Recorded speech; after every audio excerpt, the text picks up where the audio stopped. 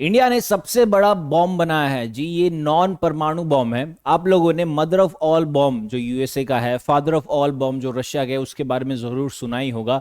तो इंडिया ने उसके कंपैटिबल का एक नया बॉम्ब बनाया हुआ है जो कि नॉन न्यूक्लियर है, same like USA and Russia. कहने का मतलब ये है कि इससे इंडियन टेक्नोलॉजी में एक बहुत बड़ा डेवलपमेंट हुआ है, मिलिट्री टेक्नोलॉजी में एक बहुत बड़ा डेवलपमेंट हुआ है कि और इंडिया एक बहुत ही अच्छे पोजीशन पे आ जाएगा after installing this particular bomb. ये सबसे पहले इंस्टॉल किया है इंडियन नेवी ने, जिसने खुद ने इसको इवेल्युएट किया है, इसको टेस्ट किया है एंड देन सर्टिफाइड किया है कि ये हम यूज कर सकते हैं। राइट। सो जल्दी से इसके फीचर्स के बारे में समझते हैं, बट इससे पहले इसकी कुछ बेसिक डिटेल्स है। दैट इज कि जैसे हमने देखा कि ये एक बहुत ही बड़ा माइलस्टोन होने वाला है हमारे लिए कि एक मिलिट्री टेक्नोलॉजी में इतना बड़ा डेवलपमेंट हुआ है, और ये बॉम्ब का नाम रखा गया है सेबेक्स 2। राइट। अब इसको इंडियन नेवी ने खुद ने सर्टिफाइड किया है, और इसके अंदर जो एक्सप्लोजिव पावर यूज होता है that is TNT equivalence 2.01।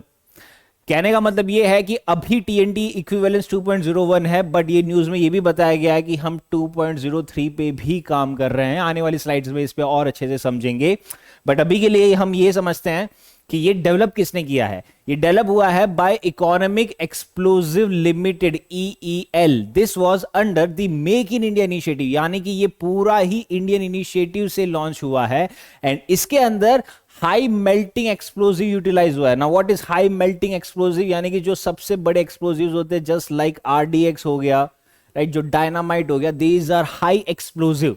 So high melting explosive is a part of RDX. तो उसको यूज किया गया है by economic explosive limited under the make in India programme, जो हमारी डिफेंस को और ही भी ज्यादा लीथल बनाएगा। जो हमारे वॉरहेड्स होंगे, जो एरियल बॉम्ब्स होंगे, जो आर्टिलरी सेल्स होगी और अदर म्यूनिशंस होंगे, उनको और भी ज्यादा लीथल बनाएगा।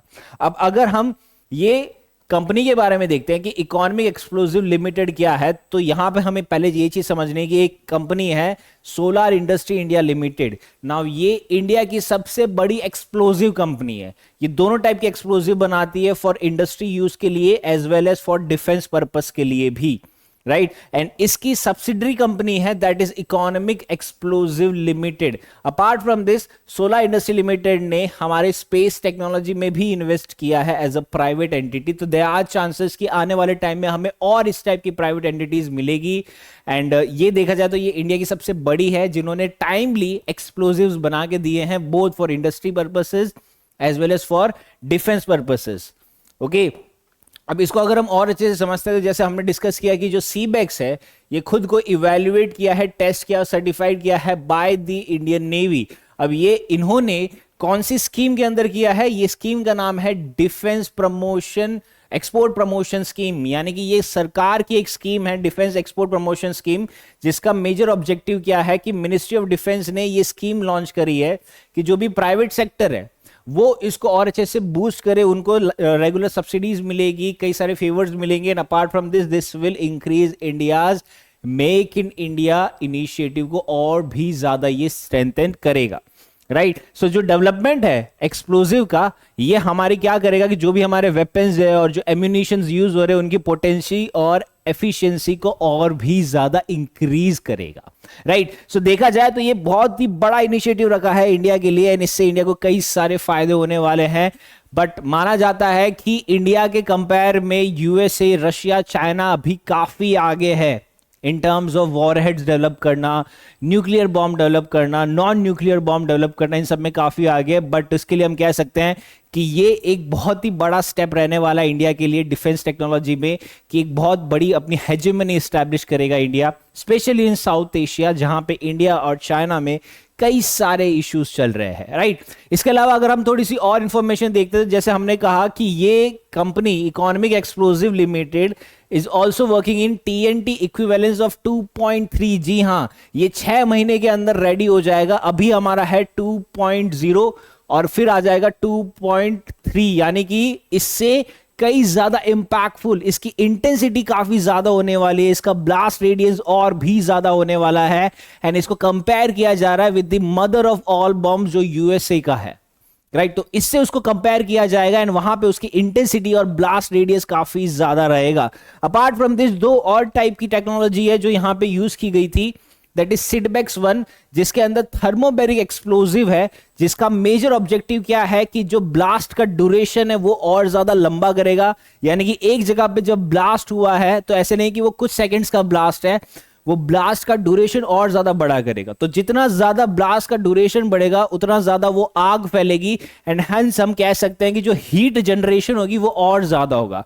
तो जितना ज्यादा हीट जनरेशन होगी उतना ज्यादा ये इंपैक्टफुल रहेगा एंड स्पेशली यूज किया जाएगा टू डेमोलिशिंग एनिमी बंकर्स के लिए, टनल्स के लिए and to fortified the positions के लिए, right. So this was with Sidbex 1। But इसके अलावा एक और जो है that is Simex 4।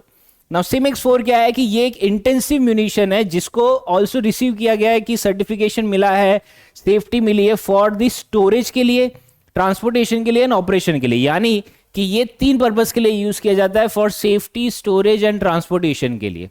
So that is the objective of Simex 4। हालांकि इंडिया ने 2 ये टेक्नोलॉजी डेवलप कर ली है, but there are still so many challenges, क्योंकि जब आपका नेबर एक बॉम्ब बनाएगा तो आप इनसिक्योर होगे, तो आप उससे बड़ा बॉम्ब बनाने की कोशिश करोगे एंड देयर आर चांसेस कि इंडिया एक कोल्ड वॉर में तब्दील हो रहा है, इंडिया एंड चाइना का रिलेशन। बट देखा जाए तो यूएसए काफी ज्यादा इसके अंदर इन्वॉल्व है, रशिया भी अलग तरीके से इन्वॉल्व है, बट अभी देखा जाए तो पूरा ही जियोपॉलिटिक्स डिस्टर्ब हुआ है। हमने एक साइड देखा कि इजराइल, जिसका सबसे बड़ा एलाय है यूएस, वो 3 कंट्री से वॉर में उलझा हुआ है, हमास के साथ उलझा हुआ है, वो पैलेस्टीन के साथ उलझा हुआ है, इनफैक्ट वो ईरान के साथ भी उलझा हुआ है। तो देयर आर चांसेस कि सारा ध्यान वहां पे होगा कि जो वेस्ट एशिया है, जो मिडिल ईस्ट है, वहां पे ध्यान रखने के लिए। बट द पॉइंट है कि इस ड्यूरेशन में अगर इंडिया ने साउथ एशिया या साउथ ईस्ट एशिया पे एक अच्छा खासा हेजेमनी क्रिएट कर लिया तो it will be a huge benefit for India in the coming geopolitics scenario, right? So आज के लिए इतना ही। See you all next time. Till then, stay safe and study well. Thank you.